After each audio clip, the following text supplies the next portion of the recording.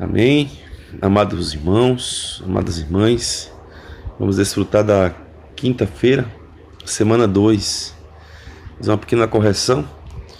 Nosso guia está dizendo que a leitura da Bíblia hoje seria 1 Coríntios 5,17, mas na verdade é 2 Coríntios. Essa é a correção. E 2 Coríntios 5,17 diz assim: E assim, se alguém está em Cristo, é nova criatura. As coisas antigas já passaram, e eis que se fizeram novas todas as coisas. Amém. Vamos dar prosseguimento na leitura. A salvação completa a solução para todos os problemas.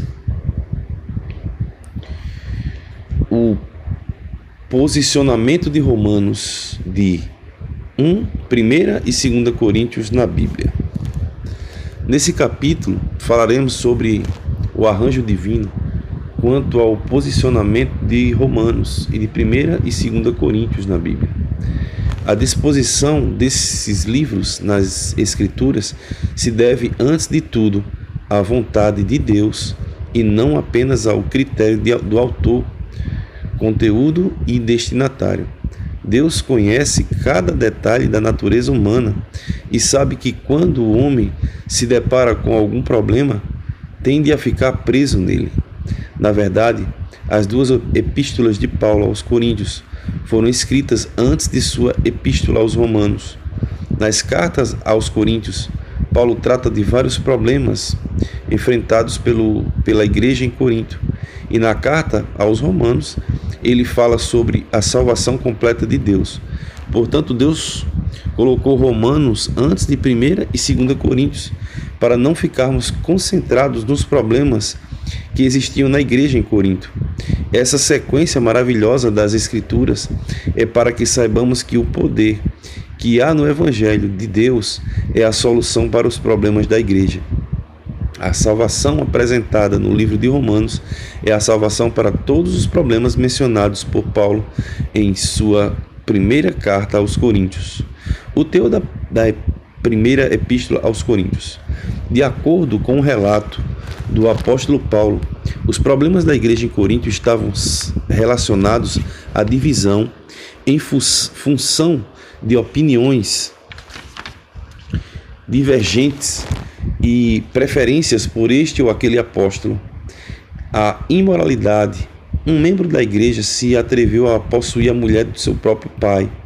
No litígio entre os irmãos, levaram outros aos tribunais humanos. Há coisas e comida sacrificada a ídolos.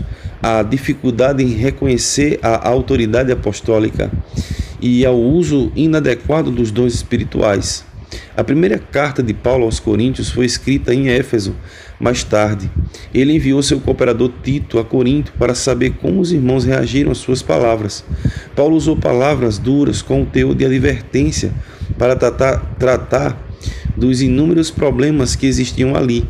Essa situação lhe trouxe intranquilidade ao espírito, ao ponto de desejar encontrar Tito o mais rápido possível para obter notícias dos irmãos. Uma boa lição que também podemos extrair daqui é que em momento de apreensão, aflição e lutas espirituais é importante ter ao nosso lado irmãos como Tito. Graças ao Senhor, Paulo encontrou Tito na Macedônia e foi consolado ao receber as boas notícias da igreja. Leiamos: Porém Deus, que conforta os abatidos, nos consolou com a chegada de Tito, e não somente com a sua chegada, mas também pelo conforto que recebeu de vós, referindo-nos à vossa saudade, o vosso pranto, o vosso zelo por mim, aumentando assim meu regozijo. Portanto, ainda que vos tenha contristado com a carta, não me arrependo, embora já tenha me arrependido. Vejo que aquela carta vos contristou por breve tempo. Agora me alegro não porque foste contristados, mas porque fostes contristados para o arrependimento, pois fostes contristados segundo Deus, para que de nossa parte nenhum dano sofresses. Foi por isso que nos sentimos confortados, e acima desta nossa consolação, muito mais nos alegramos pelo contentamento de Tito, cujo espírito foi recriado por todos vós. Paulo ficou muito alegre e encorajado com a reação da igreja de Corinto, pelo genuíno arrependimento dos irmãos, pela saudade que sentiam dele, pelo zelo e pela afeição que tinham para com ele. Essa atmosfera de graça deu ao apóstolo encargo para escrever a segunda epístola aos Coríntios, um complemento à primeira carta. Cristo é o Evangelho de Deus, a solução para todos os problemas. Para que Cristo se tornasse a solução para todos os males que o pecado provoca na vida dos seus filhos, ele mesmo decidiu vir no mundo e se tornar nosso Salvador. Ele pagou um alto preço, pois habitava na glória com Deus Pai, mas pela obediência aceitou o desafio e se tornou homem, esvaziando-se inteiramente, assumiu a forma do servo e foi reconhecido em figura humana. O próprio Deus, o Criador do universo, ficou confinado no ventre de uma mulher por 9 meses. Normalmente, pessoas importantes, como reis, nascem em lugares confortáveis e bem estruturados. Mas Jesus Cristo foi colocado em uma manjedoura, recipiente em que se deposita comida para animais. Quando nasceu, na infância, ele viveu de maneira restrita, pois Herodes queria matá-lo.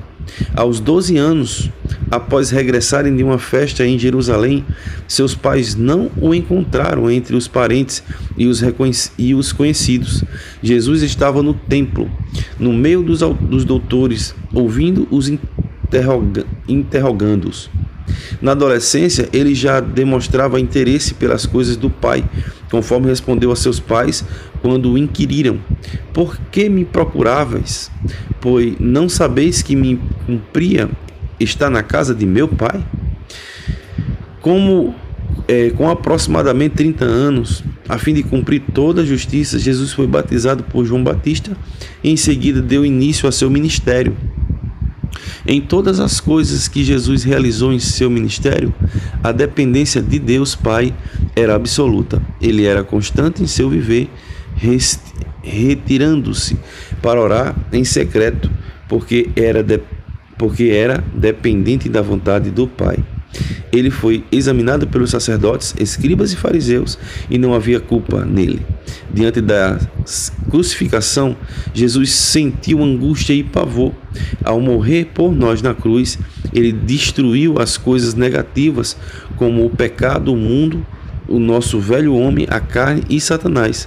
Por outro lado, Jesus liberou a vida divina para todo aquele que nele crê.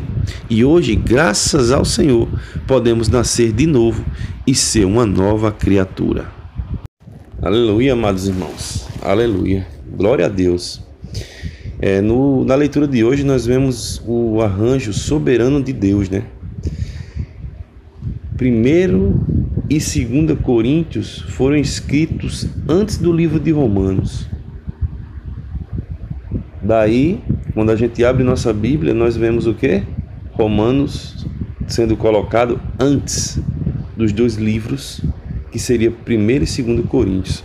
Por que isso vem acontecer? Porque Deus é soberano, amados. Ele sabe que nós, como seres humanos caídos e falhos, nós nos apegamos muito a problemas e ficamos presos nele. Ó Senhor Jesus, graças ao Senhor. E por que o livro de Romanos ele está ali antes desses dois livros? Porque o livro de Romanos ele apresenta para mim e para você a salvação completa de Deus. Ó Senhor Jesus.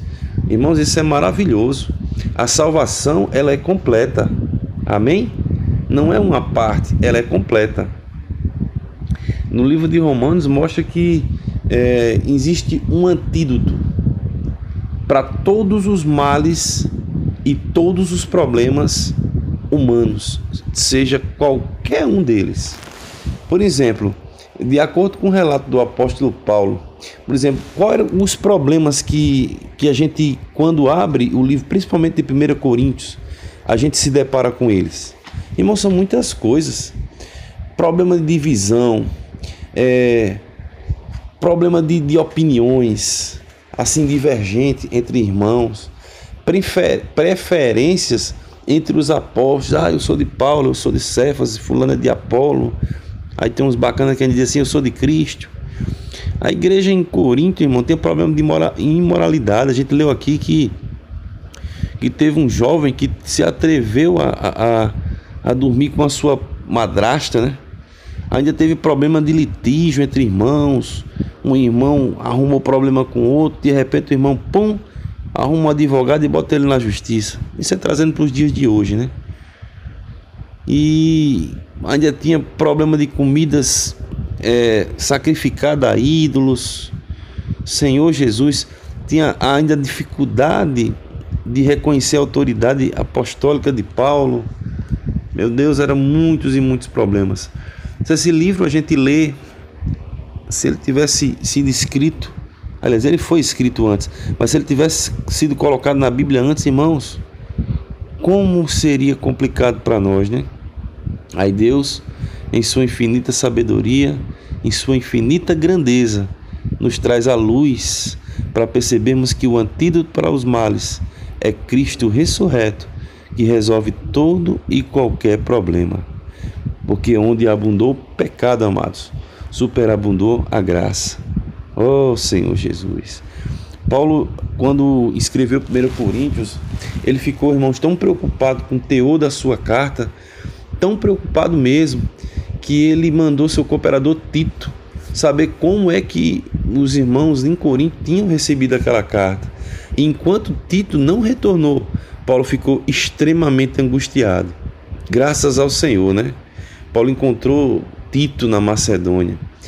Oh, Senhor Jesus! E o apóstolo consolou o coração do Paulo, né? Quando recebeu as notícias, e aleluia, eram boas notícias. Senhor Jesus!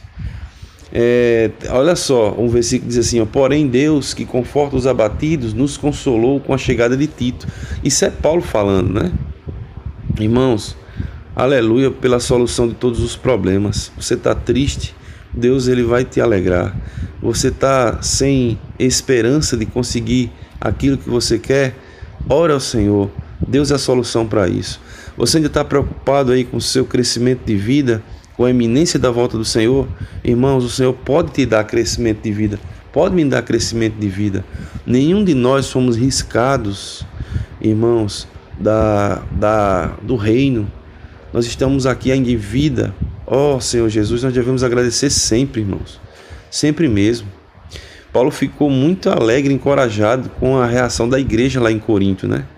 Pelo genuíno arrependimento dos irmãos e pela saudade que sentia dele, pelo zelo, pelas afeições que tinha, tal.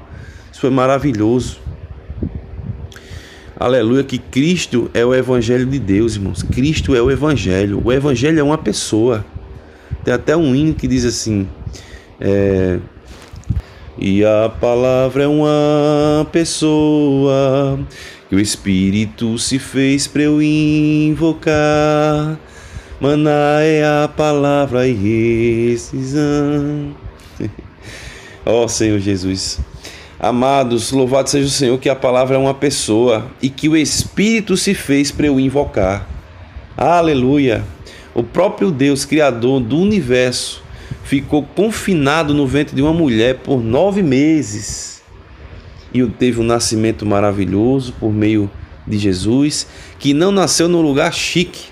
Olha, Deus é a maior autoridade do universo e como Filho de Deus, Jesus poderia ter nascido no lugar mais espetacular de todo o universo. Mas aonde foi que ele nasceu, irmãos? Qual foi o ambiente que recebeu Jesus Cristo? Foi a manjedoura.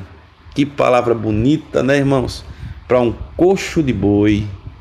É aquele lugarzinho onde se coloca ração para boi, coxo, mas chama-se também de manjedoura, né? Ó Senhor Jesus. Jesus teve uma infância, irmãos, assim, onde ele aprendeu muitas coisas, né? Mas ele temia a sua própria vida, ele vivia em restrição, porque Herodes queria matá-lo. Senhor Jesus, a palavra também fala que aos 12 anos, após regressar de uma festa em Jerusalém, os pais de Jesus não encontraram, porque aonde é que Jesus estava? Jesus estava onde? Interrogando, irmãos, os doutores da lei no templo. já se preocupando com as coisas do Pai. Que maravilha, né? Com 30 anos, começa o seu ministério terrenal de fato. A fim de cumprir toda a justiça, Jesus foi o quê? Batizado por João Batista e em seguida deu início ao seu ministério.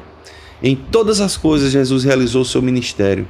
E uma coisa nós vemos, irmãos, claramente: ele foi totalmente dependente de Deus. Louvado seja o Senhor, louvado seja Deus. Graças ao Senhor, nós tivemos a oportunidade de nascer de novo e ser uma nova criatura. Louvado seja o Senhor. Boa quinta-feira, amados.